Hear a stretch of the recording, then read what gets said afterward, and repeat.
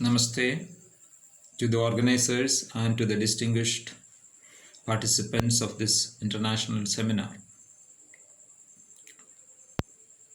This paper is an attempt to connect Indian knowledge system with the theme of this conference, visualizing a global education policy for total consciousness.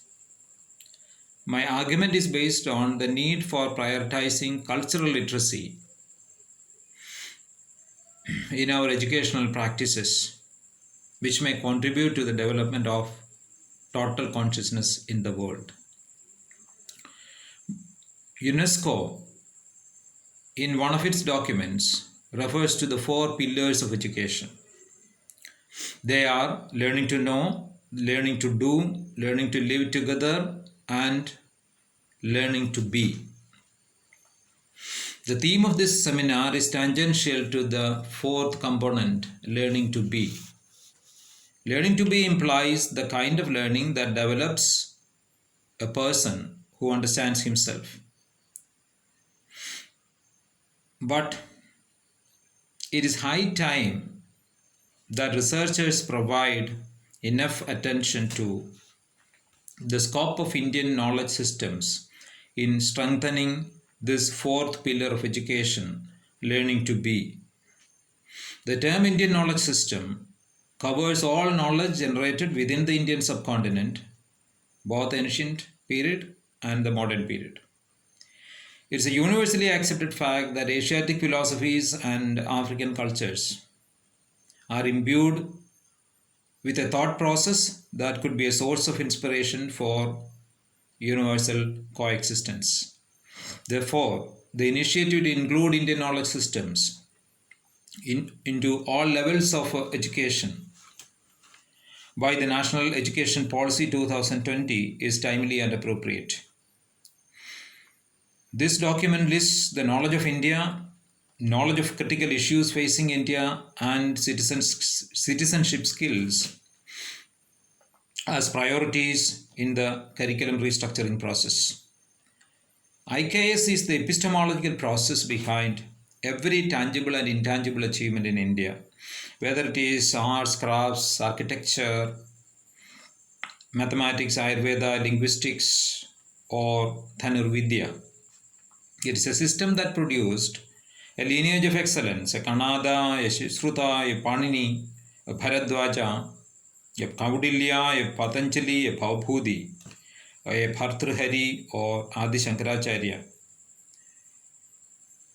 Each discipline, whether it be Shilpa Shastra or Vriksha Ayurveda, in Indian knowledge systems, contained a perspective from within based on a common ontological foundation, which is inseparable from the worldview of Indian cultural tradition. This worldview is fundamentally cosmocentric, as opposed to anthropocentric worldviews which are shared by other cultures in the world. But Indian knowledge system is taken for granted for centuries as inseparable part of the collective consciousness. And the Indian academicians, unfortunately, never analyzed the gradual decline in its influence in public and academic discourse over the years. What exactly is the reason for this neglect? Why this cultural amnesia? The answer is this, that it is because of a certain overconfidence, a collective overconfidence, and also because of a collective narcissism which glorified the past without giving due attention to the knowledge process behind that glory. Yoga Karmeshu Kaushalam is a slogan from the Bhagavad Gita which says excellence in action is yoga. This excellence in action, this yearning for perfection, this yearning for reaching out to the best in the learner and in the teacher is what you find in Indian cultural tradition. So, I would like to share with you three important domains which are urgently in need of analysis and attention. The first one is the discourse created in the education institutions. The second one is the role of the guru disciple relationship in education. And the third one is the innovative possible practices in developing tools for assessment of students' achievement. It has come to the discourse process. What exactly is a discourse? A discourse it pertains to the context in which a culture's communication, meaning production, and interpretation occur. The classroom discourse is actually the totality of the divergent communications within the classroom, including the hidden curriculum, which influences the learning process significantly.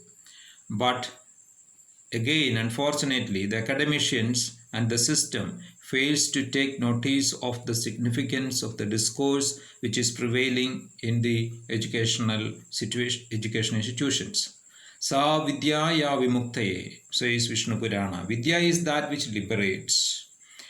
Therefore, a free and fearless classroom environment wherein the student's identity is respected enriches the congenial discourse in the classroom. The Upanishadic pedagogy is a model that allows Nachiketa to ask questions fearlessly. Every discussion in the classroom, whether it is a plant science, architecture, or mathematics, should be related to the specific context in which the learner lives or is familiar with. The classroom discourse should always be reassuring the student that he is accepted and allowed to be himself. The prevailing tyranny of the single textbook must go, and for this, discourse must be culture specific so that the learner's identity is respected and included in the learning process.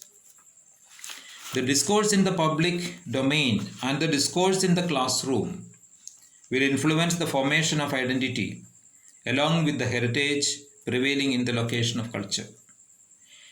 The average student in the Indian classroom, especially from the rural sector, is facing a crisis of identity due to a dislocation from his socio-cultural context, including a dislocation due to the secondary role for his mother tongue in classroom transactions.